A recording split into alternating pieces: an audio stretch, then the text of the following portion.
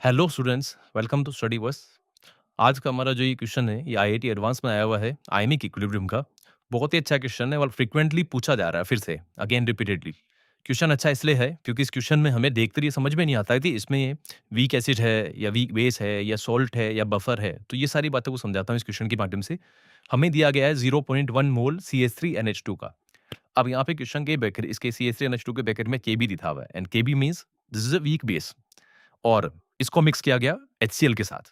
अब HCl कौन हो गया? एसिड हो गया। दोनों के मिक्सिंग के बाद सॉल्यूशन को 10 लीटर का डाइल्यूशन कर दिया और उसमें पूछा गया कि OH माइनस कंसंट्रेशन क्या होगा? तो बच्चों इस क्वेश्चन में हम अप्रोच ऐसे करेंगे, CH3NH2 जब HCl से रिएक्शन करेगा तो ये वीक बेस है, ये स्ट्रॉन्ग एसिड है, तो एसिड बेस रिएक्शन से एक सॉल्ट बनेगा CH3NH3+ एंड Cl-। अब हमारे पास वीक बेस का अमाउंट है 0.1 मोल और एसिड का अमाउंट है 0.08 मोल। तो यहाँ पे लिमिटिंग रिएजेंट HCl हो जाएगा और अगर ये लिमिटिंग रिएजेंट है तो ये कंप्लीटली कंज्यूम हो गया।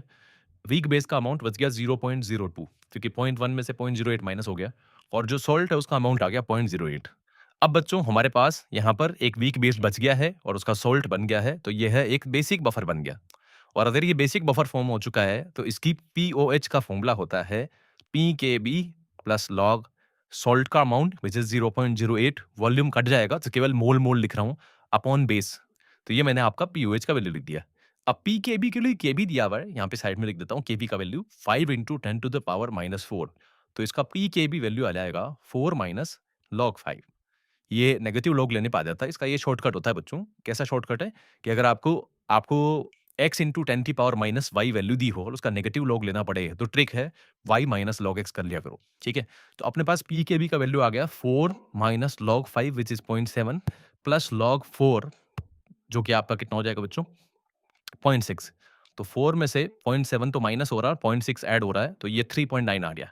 अगर ये 3.9 POH है तो OH माइनस कितना हो जाएगा 10 टू द पावर माइनस 3.9।